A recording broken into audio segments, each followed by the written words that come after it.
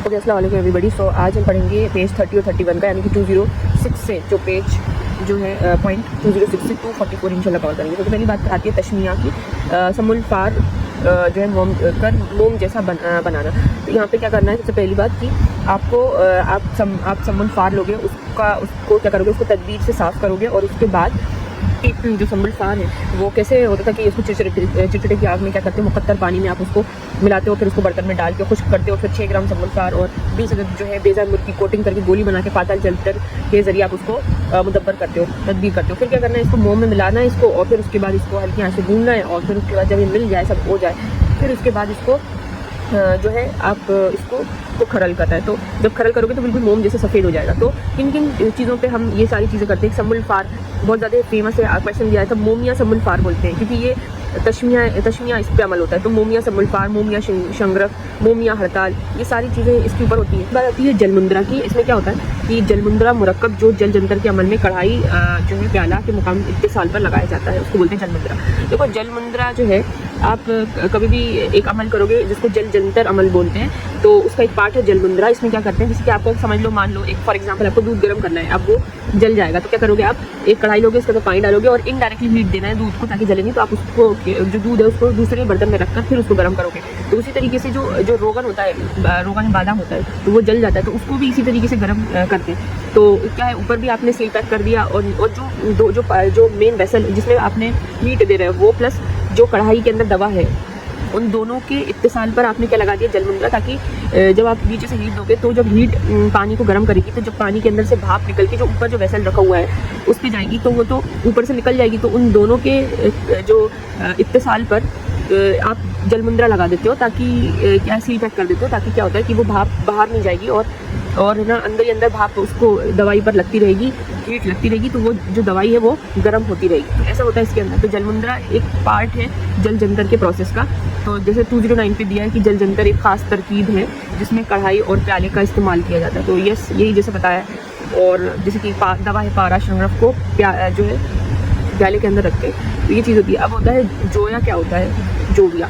तो यहाँ पे एक दवा को आग में रखकर किसी सयाल को उस पर दवा के ऊपर टपकाते हैं आहिस्ता। जैसे कि आपने कोई दवा डाली, अब जो दवा आग पे रख दिया, आपने दवा को आग पर रख दी, अब ऊपर से आप क्या कर रहे हो, उस पर सयाल को टपका रहे हो, तो एक तो वो नरम भी हो जाती है, उसकी मुज़रात भी ख़त्म हो जाती है। बहुत सारे अलग अलग इसकी चीज़ें होती हैं फॉर द सेक ऑफ कि वो गर्म हो जाए, नरम हो जाए, और जो है इसका जो है जो इसकी तेज़ी है वो ख़त्म हो जाए। तो ये सारे इसके प्रोसेस होते हैं। फिर आता है आपका जल जंतर। बताइए क्या होता है। फिर होता है चर्ग देना। क्या होता है चर्ग? मतलब किसी धातु को हरारत पहुँचाकर पिघलाने के अमल को कहते हैं। मतलब उसको इतना हीट दिया आपने कि वो पिघल गया, तो यानी कि आपने उसको क्या कर दिया, चर्ग कर दिया। अब आता है इसके अंदर, देखो एक होता है चर्ग देना और एक चर्ग खाना। देखो चर्ग कौन देता है? हकीम देते हैं। क्या करते हैं और क्यों देते हैं चर्ग? कि किसी धातु को आप मेल्ट कर रहे हो, उसको हरारत दे रहे हो ताकि उसके अंदर से मेल को साफ़ कर दिया जाए।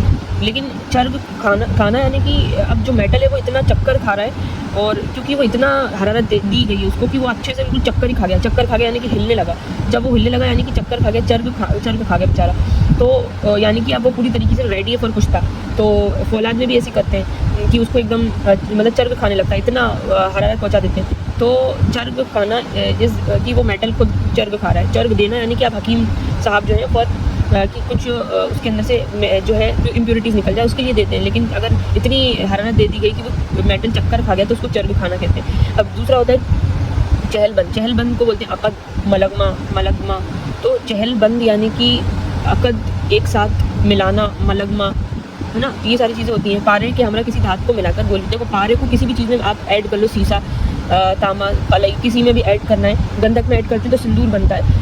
तो उसको आप क्या कर रहे हो, घोट रहे हो, इतना घोट रहे हो। चहलबंद से याद रखो, चहलबंद से 40 दिन तक आप इतना घोटते हो कि वो चीज़ जो है बिल्कुल मिल जाती है, तो मलगमा हो जाती है। क्या हो जाती है? मलगमा हो जाती है, अकद हो जाती है, बिल्कुल अकद। ये ऐसा लगता ही नहीं कि ये अलग भी थे, तो बिल्कुल चमकीला गोलियाँ बना लेते हैं उसके अंदर, क्यों? तो उसको बोलते हैं चहलबंद। ठीक है। फिर तो इसमें आता है अब खल। क्या होता है? खल सिरके को कहते हैं। तो खा से खट्टा, तो खल सिरका जो होता है विनेगर को कहते हैं। ठीक है, खल सिरके को कहते हैं। अच्छा, आता है धन्नाब महलूब। अबरक के साथ मखसूस है। अबरक को कोड़ियों के हमरा जो है मुदब्बर करना। देखो ये बहुत इंपॉर्टेंट है, क्वेश्चन आया था इसमें ऑल इंडिया पीजी में, और ये NIA में भी आया था।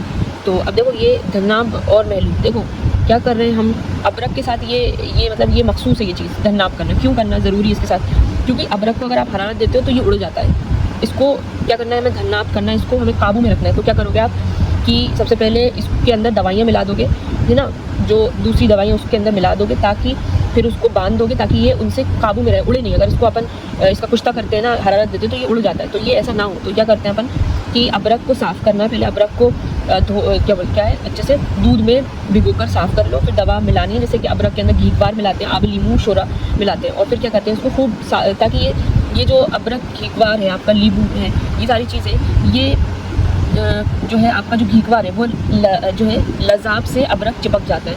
और दूसरी बात है आबे लीमू जो रहता है खटास से अदरक गलकर नरम हो जाता है, और शोरा कल भी अदरक को क्या करती है, जलाकर काबू करती है। तो ये सारी चीज़ें आपने उसके अंदर मिला दी। अब खूब 7 दिन तक इसको क्या करना है, घूटना है, और फिर उसके बाद इसकी क्या बनानी है, 7 दिन के बाद इसकी टिक्की बनाकर और सुखा लो, और फिर उसको फिर आप कुश्ता बनाओगे। तो कुश्ता जब बनाते हो तो फिर ये उड़ता नहीं है। तो इसलिए ये जो वर्ड है धन्ना महलूब, ठीक है, इसको क्या करना है अपन को ताकि ये उड़े नहीं, इसका कुश्ता बनाए तो उड़े नहीं, तो इसको कंट्रोल करना है, ठीक है। फिर आता है आपका, अब ये बोला है कि रस क्या होता है, शीरा या फिर हशाइश, पौधे के निचोड़े पानी को कहते हैं। अब जैसे आबे लीमू में समुल फार में आपको डालते हैं तो फिर वो नरम हो जाता है, उसकी टॉक्सिसिटी खत्म हो जाती है, तो सारी चीज़ें होती हैं। तो रस किसका रस होता है, पौधे के निचोड़े पानी को बोल रहा है, ठीक है। उसके बाद आता है रसायन।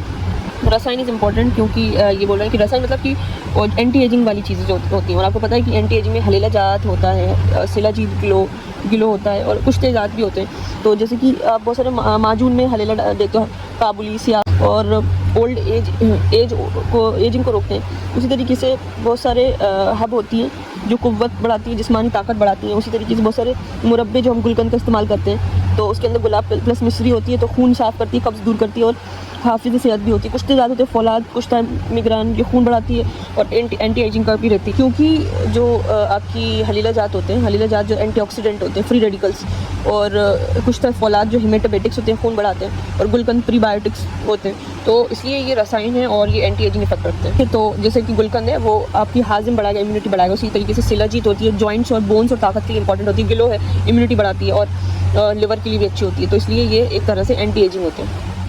फिर आता है शला। शला मतलब देखो सबसे पहले सायदा हो गया। सायदा मतलब होता है सिलबट्टे की मदद से पिसी हुई दवा। तो सिलबट्टे की मदद से बहुत सारी चीज़ों को बारीक करते हैं, तो फौलाद को भी बारीक करते हैं, सुरमे को भी करते हैं। तो ये सायदा ही सिलबट्टे की मदद से पिसी हुई। शगुफ्ता यानी कि ऐसा होता है कि अगर जैसे आप उसको हीट दोगे तो एकदम फूल जाएगा, और अपने वजन से 10 गुना, अपने साइज़ से 10 गुना हो जाएगा, वो बढ़ जाएगा, खुल जाएगा, ठीक है। तो शगुफ्ता इस दवा को आग पर रखने पर खिल जाना, जैसे फिटकरी, सुहागा और माजू, ये जो है वो खिल उठते हैं। फिर आता है शला, कहता है मूंग की दाल की खिचड़ी को शला बोलते हैं। और शीर दख्तर और शीर पसर। शीर जो दख्तर होता है वो फॉर जो चाइल्ड है, गर्ल चाइल्ड, उसके लिए होता है, और पसर यानी कि जो चाइल्ड है वो बॉय है। तो अब दोनों का क्या है कि कंपोजिशन दोनों का अलग होता है, और गर्ल की वजह से जो कंपोजिशन होता है वो अलग होता है। साइंस कहती है कि कॉर्टिसोल कम होता है, फैटी एसिड अलग हो जाता है, तो ये ज़्यादा एंटी इन्फ्लेमेटरी होता है। तो इसलिए कान की सोजिश में जो है वो इस्तेमाल किया जा सकता है। तो लेकिन फॉर जो बेबी है वो बर्थ हुई हो अगर गर्ल हो तो तभी इसका वो होता है इफेक्ट। उसके सलाया क्या होता है कि बारीक पीसना, सिलबट्टे पर बारीक पीसने को सलाया बोलते हैं, सलाया, ठीक है। तो बारीक पीसना, सिलबट्टे पर बारीक पीसना इस दिस सलाया।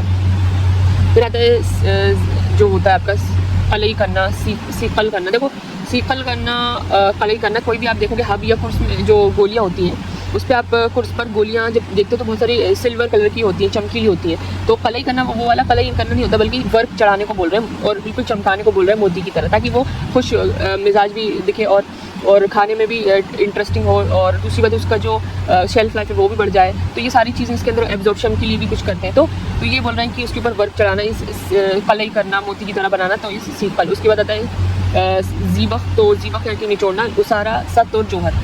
उसारे को क्या करते हैं, जूस निकालना है, हर चीज़ का जूस निकाल लिया आपने, तो आप उसको क्या है आपने उसारा कर लिया, और सत मतलब उसी जूस को आपने गाढ़ा कर दिया तो सत बन जाता है, और उसी उसारे को आपने उड़ा दिया तो वो जोहर बन जाता है। तो ये सारी चीज़ें होती हैं आपकी सीबक के अंदर। फिर हम नेक्स्ट पेज पे आते हैं इंशाल्लाह 31 पे।